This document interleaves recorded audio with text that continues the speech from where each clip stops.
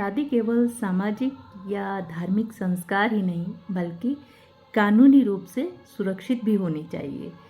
यानी शादी को रजिस्ट्रेशन कराना बहुत ज़रूरी है आज के समय पे। नमस्कार, मैं हूँ एडवोकेट माया मटकोरिया। आज मैं बताऊंगी कि आज के समय में वर्तमान में इतने सारे छल कपट धोखेबाजी चारों तरफ देखने मिल रही है और ख़ासकर मैरिज के मामले में कई केस आते हैं। शादी के नाम से धोखेबाजी से संबंध बना लिए और शादी नहीं कर रहा, मुकर गया, लड़की केस कर देती है।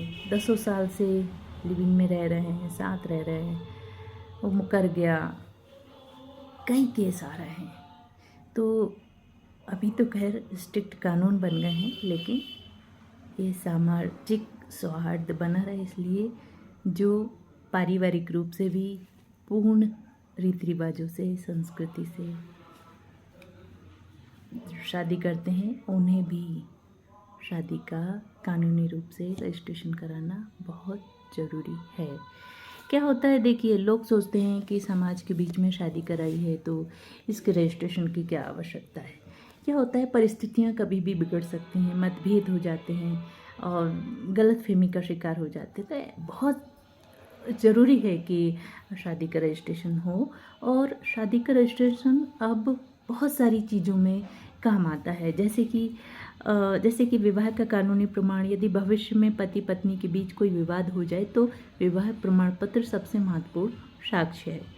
पत्नी के अधिकारों की सुरक्षा होती है। यदि पति पत्नी को छोड़ दे या विवाह से इनकार कर दे तो विवाह प्रमाण पत्र पत्नी के अधिकारों की रक्षा करता है।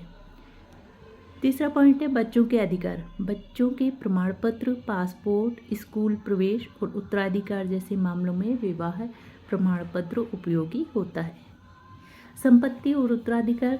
पति या पत्नी की मृत्यु होने पर संपत्ति, पेंशन, बीमा, बैंक खाते आदि में दावा करने के लिए विवाह प्रमाण पत्र महत्वपूर्ण दस्तावेज होता है कि हाँ भाई, मेरे पास ये प्रमाण पत्र है, मैं ही इनकी बीवी हूँ। नहीं तो बहुत विवाद हो जाते हैं। विदेश जाने या वीज़ा के लिए ये आजकल बहुत चल रहा है कि कई देशों में स्पाउस वीज़ा के लिए विवाह प्रमाण पत्र अनिवार्य होता है। और देखिए, भारत में हिंदू विवाह अधिनियम में खासकर जो 1955 का है, उसकी धारा 5 बोलती है कि वैध हिंदू विवाह की आवश्यक शर्तें हैं। और धारा 7 में हिंदू रीति रिवाजों के अनुसार विवाह संपन्न होना चाहिए। धारा 8 के अनुसार राज्य सरकार को विवाह का पंजीकरण के नियम बनाने का अधिकार देती है। अब जो इंटरकास्ट मैरिज होती है उनके लिए क्या होता है कि विशेष विवाह अधिनियम, जिसे स्पेशल मैरिज एक्ट 1954 कहा गया है, यदि अलग अलग धर्मों के लोग या सिविल मैरिज करना चाहते हैं तो यह अधिनियम लागू होता है। विवाह का पंजीकरण इसी नियम के तहत किया जाता है, जैसे कि किया जाता है। अब भारत के संविधान के अनुच्छेद 21 बोल रहा है कि जीवन व्यक्तिगत स्वतंत्रता का अधिकार है। इसमें अपनी पसंद से विवाह करने का अधिकार भी न्यायालयों द्वारा मान्यता प्राप्त है। अनुच्छेद 14 बोल रहा है कि कानून के समक्ष समानता। अनुच्छेद 15 बोल रहा है कि धर्म, जाति, लिंग आदि के आधार पर भेदभाव निषेध है। यानी आप किसी भी कास्ट में, किसी भी धर्म में अपनी स्वेच्छा से, अपने मनपसंद, लड़का यदि लड़की को पसंद करता है, लड़की लड़का को पसंद करती है, तो वो जो विवाह करेंगे, यदि कोर्ट से करते हैं, कोर्ट में उनका रजिस्ट्रेशन होगा तो स्पेशल मैरिज एक्ट 1954 के तहत होगा। और डायरेक्ट कोर्ट से भी करते हैं तो भी उनकी कोर्ट मैरिज जो होगी इस विशेष विवाह अधिनियम 1954 या स्पेशल मैरिज एक्ट 1954 के तहत ही रजिस्टर्ड होगी। देखिए, सुप्रीम कोर्ट का कुछ महत्वपूर्ण निर्णय है, जैसे कि सीमा वर्सेस अश्वनी कुमार का मामला है। सुप्रीम कोर्ट ने 2006 में निर्देश दिया कि सभी राज्यों और केंद्र शासित प्रदेशों को विवाह पंजीकरण की व्यवस्था करनी चाहिए ताकि महिलाओं और बच्चों के अधिकारों की रक्षा हो सके।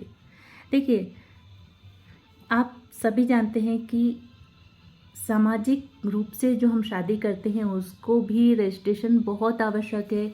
लोग सोचते हैं कि नहीं, शादी हो गई, रजिस्ट्रेशन की क्या आवश्यकता है। रजिस्ट्रेशन ज़रूरी है। यदि आपकी शादी हो चुकी है और अभी तक उसका पंजीकरण नहीं कराया है तो प्लीज़ जल्दी से जल्दी शादी का रजिस्ट्रेशन कराइए। यदि मेरा वीडियो अच्छा लगे तो फॉलो कीजिए, लाइक कीजिए, कमेंट कीजिए, प्रश्न पूछिए। यदि आपको किसी भी विषय में प्रश्न पूछना है, जानकारी लेना है तो आप प्रश्न पूछ सकते हैं, मैं उत्तर देने की कोशिश करूँगी।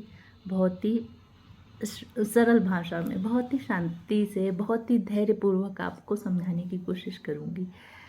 अगर आप मुझे डायरेक्ट कांटेक्ट कर सकते हैं काउंसलिंग के लिए, तो मेरी काउंसलिंग फ्री है, कोई का चार्जेस नहीं है। आप हाँ, लेकिन आप पहले मैसेज छोड़िए। यदि मुझे उचित लगेगा कि हाँ, इनकी काउंसलिंग के लिए फ़ोन की अनुमति देना ज़रूरी है, तो फिर मैं आपको यस या नो लिख दूँगी। आज के लिए इतना ही। धन्यवाद।